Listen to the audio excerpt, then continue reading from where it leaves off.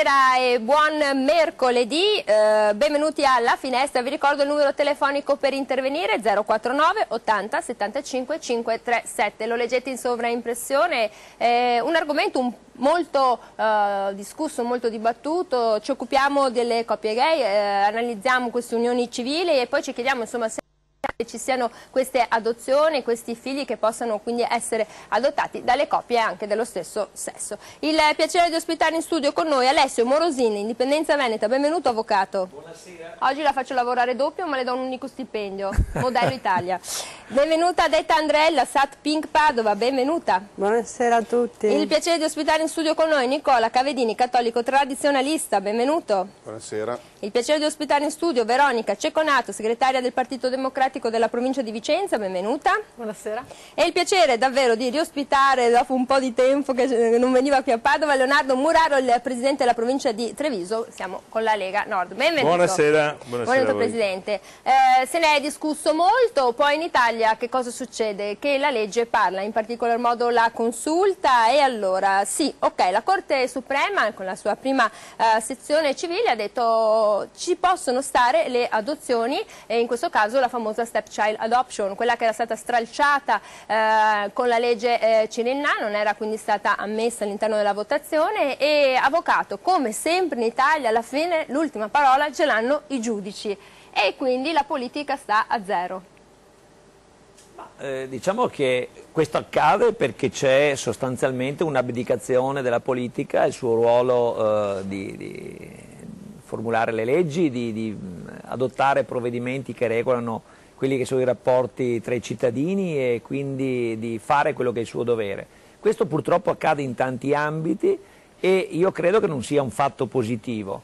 Il legislatore dovrebbe dare norme generali ed astratte che così si manifestano necessarie proprio per regolare quelle che sono istanze particolarmente sentite dai cittadini, prima che di fatto si creano situazioni che poi i giudici devono dipanare, trattare e decidere, a volte appunto in assenza di disciplina. Però le dirò subito, perché sia chiaro, che l'argomento di questa sera, che a me anche piace come operatore del diritto, diciamo così, piace poco dal punto di vista politico. Credo che siano molte più gravi, rilevanti emergenze di quella della stepchild adoption, che tra l'altro nel dibattito parlamentare l'abbiamo sentita pronunciare in molti modi e, come sappiamo, da un Parlamento non sempre all'altezza anche del linguaggio, oltre che delle scelte legali e legislative che devono essere adottate. Ci sono emergenze molto più gravi. Io mi adatto alla serie, al programma che lei stasera intende trattare e portare all'attenzione dei telespettatori. Lo so che ce l'ha nel cuore la Scozia, però non è che possiamo parlare di Scozia. Non solo la Scozia, no, non solo la Scozia, ci sono altre priorità. Possiamo bere un buon whisky, ma di Scozia anche stasera no, perché con tutto quello che succede nel mondo ormai gli italiani di Brexit ne hanno fin pian qua, sono usciti. Ma in effetti io le avrei parlato di Menexit, non di Brexit. Bene, meno male. Comunque dove non interviene, insomma, la capacità politica, interviene sempre il legislatore. Certo. E questo è un problema tutto italiano, ma insomma, se noi votiamo questi politici che con i loro grandi tecnici vanno ad elaborare queste leggi, e poi sulla questione delle pensioni, perché ce lo ricordiamo anche quello, sull'aumento, no? L'adeguamento, anche lì si è intervenuta la consulta, Veronica Ceconato, è possibile che noi abbiamo dei politici che vanno a fare delle leggi e poi, come sempre, queste leggi vengono revisionate, riviste da insomma, i giudici? È possibile? Possibile, perché questa è la realtà, però io non sono d'accordo con l'avvocato, in quanto se noi dobbiamo stabilire ogni volta che ci sono delle altre priorità non si discute mai. Di fatto noi aspettavamo questa legge da tantissimi anni. Tra l'altro una legge, mi scusi, imposta dall'Unione Europea, nel senso, nel siamo 2015, in Europa, noi avevamo un'agenda che diceva l'Italia deve arrivare a questo concetto, quindi non è che siamo noi che avevamo una priorità, altrimenti andavamo in sanzione come sempre. Nel 2015 in effetti il Parlamento Europeo ha sancito che è un diritto rettificare e dare la possibilità alle coppie gay di potersi unire ed avere gli stessi diritti che hanno le coppie eterosessuali.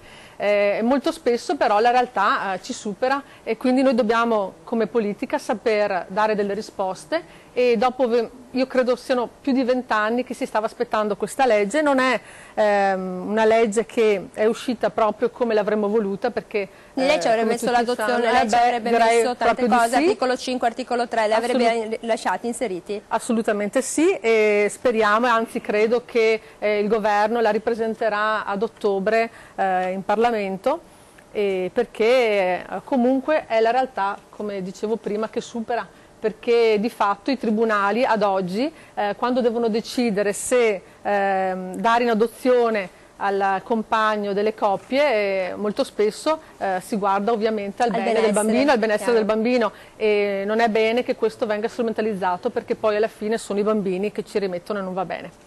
Quindi insomma la scelta della consulta è stata quella di tutelare il minore, quindi in questo caso l'interesse della persona che più è in difficoltà, quindi viene a meno per un lutto il compagno, la compagna in questa coppia, e quindi l'interesse del minore è predominante, prevale.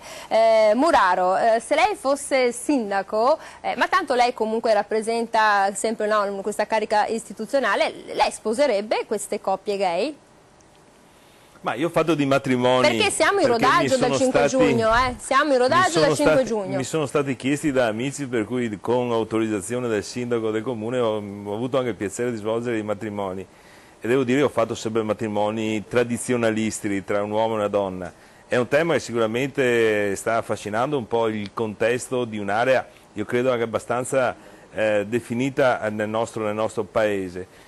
E io condivido che questa attitudine, queste normative devono essere relazionate direttamente in maniera un po' più celere, perché sicuramente è un tema che da tanti anni sta soffrendo, come tanti altri temi stanno soffrendo nel nostro paese, ma però credo che non abbia quelle priorità assolute che in questo momento ci sono.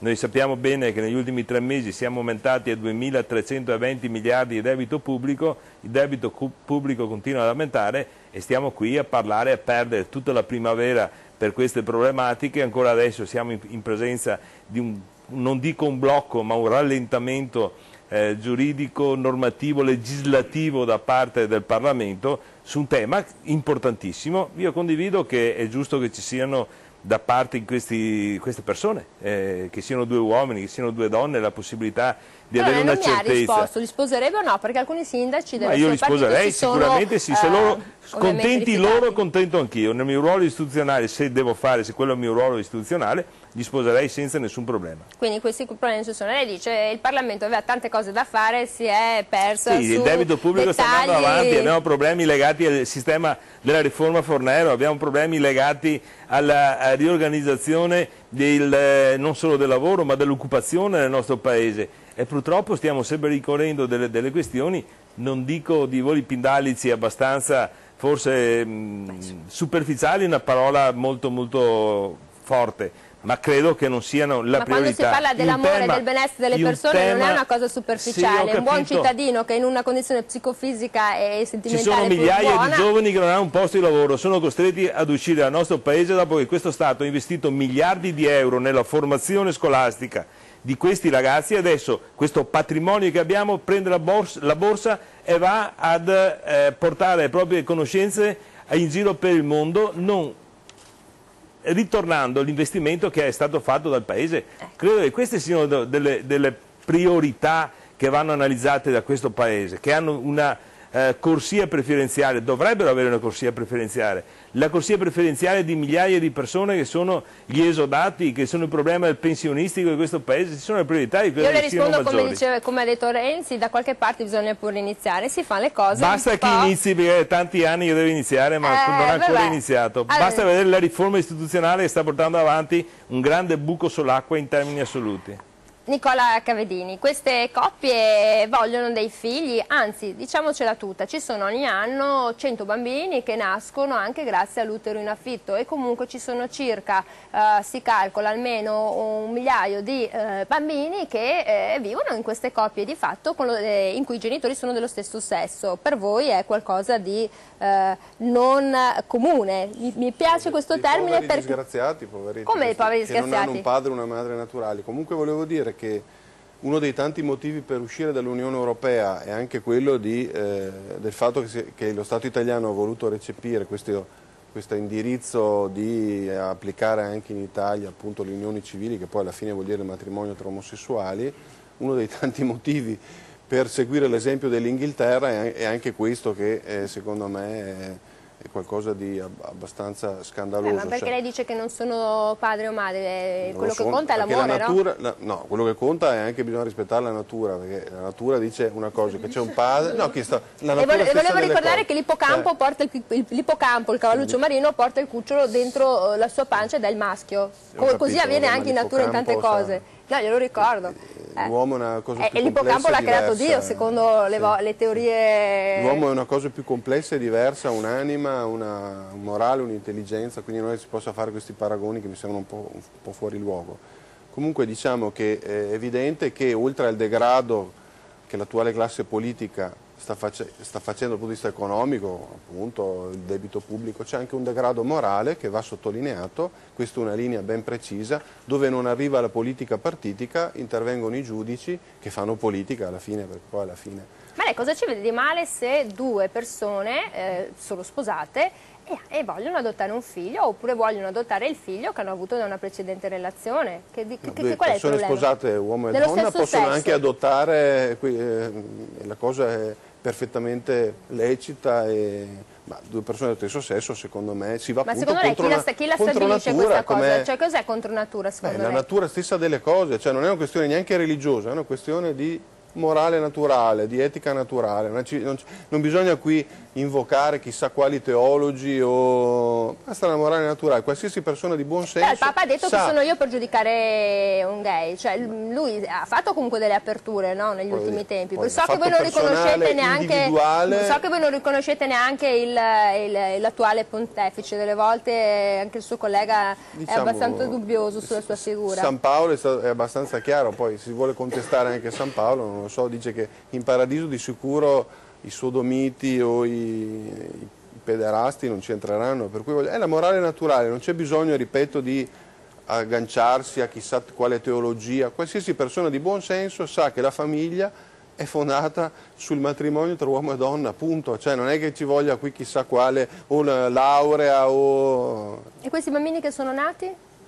Purtroppo l'aberrazione della scienza, anche la scienza usata male produce anche queste cose qua, e non è il fatto stesso che io uso male una cosa, la giustifico e do il diritto di esistere, che discorsi sono. I ladri se rubano non è che ci sono i ladri che rubano, sì, non è il fatto stesso che rubino e ci sono tanti ladri sia una cosa accettabile e giustificabile dal punto di vista del diritto, sempre ladri sono, punto. Vabbè, insomma, torniamo dopo la pubblicità e ho lasciato il meglio Tandrella, che tra l'altro questa sera ci onora la presenza e ha rinunciato a una cosa importante della quale ci parlerà dopo, e glielo anticipo, lo sportello trans. Lei dà delle indicazioni alle persone, insomma, del supporto a coloro le quali vogliono cambiare sesso. A dopo.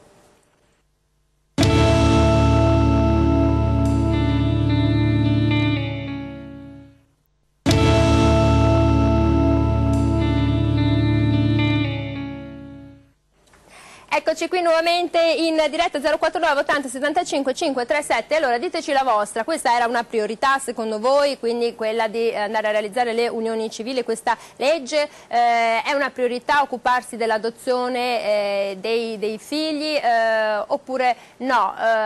Comunque chiamateci, diteci la vostra opinione, che cosa ne pensate insomma dell'Italia che cambia, perché l'Italia sta cambiando molto, ci si sposa sempre di meno, si divorzia sempre di più, si è più maturi e ci sono 1 milione di conviventi che forse poi diventeranno coppie unioni civili, chi lo sa, perché anche c'è chi non andrà a dire io faccio parte di un'unione civile. Allora, Tandrella, Sat Pink Padova intanto che cos'è?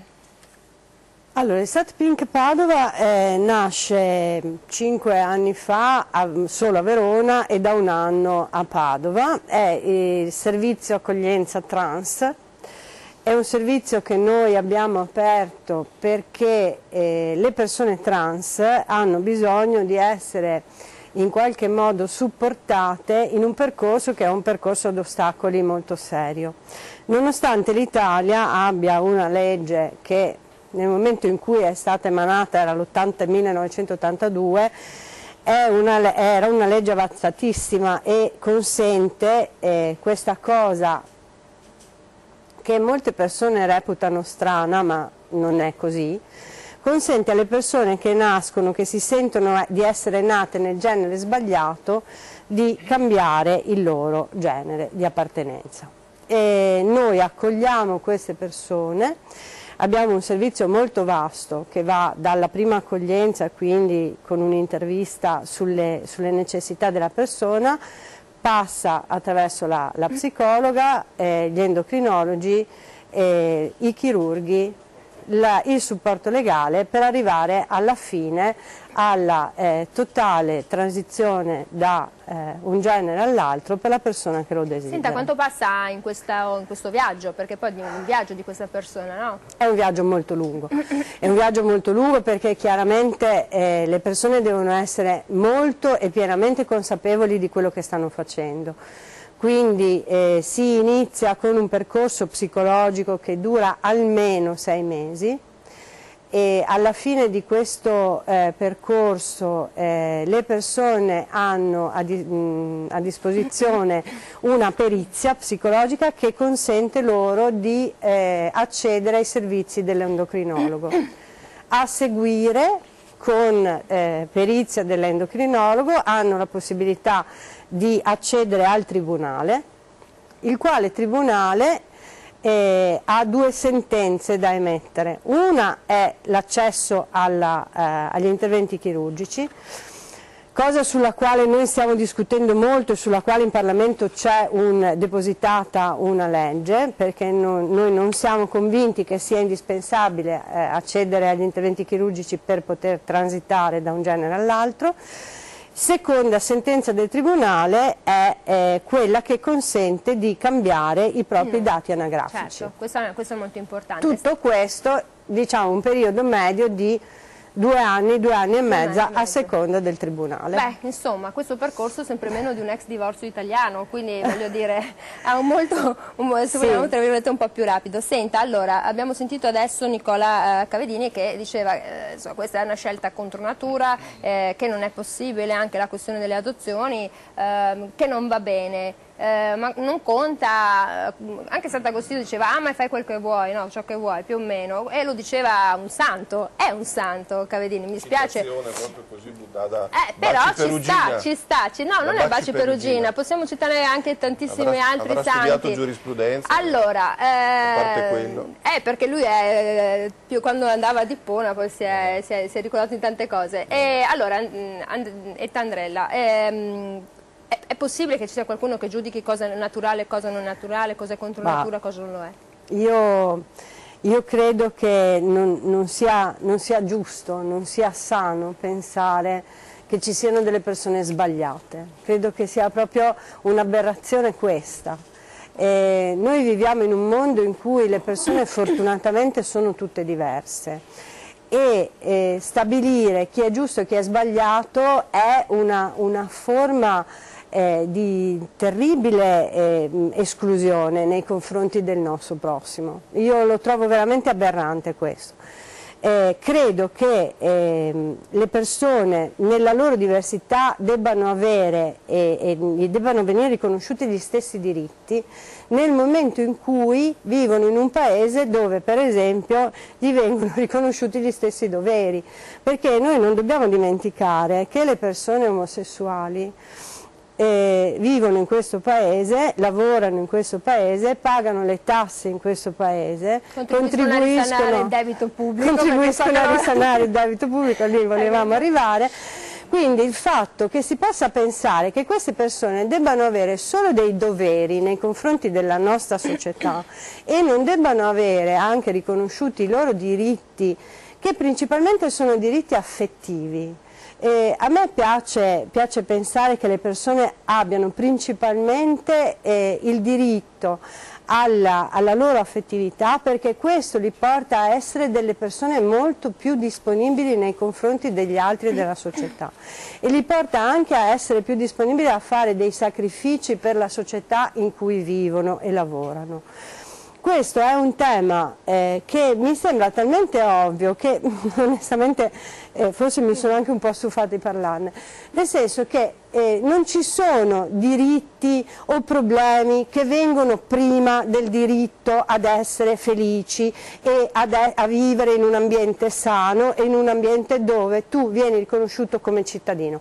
Non c'è nessun diritto che viene prima di questo. Quindi l'amore e il benessere psicofisico di una persona sì. ti fa diventare un bravo cittadino, un bravo papà, una brava mamma, e questo, sì, su questo dei bravi genitori. Bravi genitori, perché poi insomma ne abbiamo visti anche di tutti i colori. Senta Morosin, com'è che Step Child Adoption, quindi questa adozione del figlio, del compagno, insomma detta all'italiana, e l'obbligo di fedeltà? Com'è che è sparito l'obbligo di fedeltà? Cioè per queste unioni civili vale per... Cioè, c'è una differenza, ce l'hanno proprio voluta così.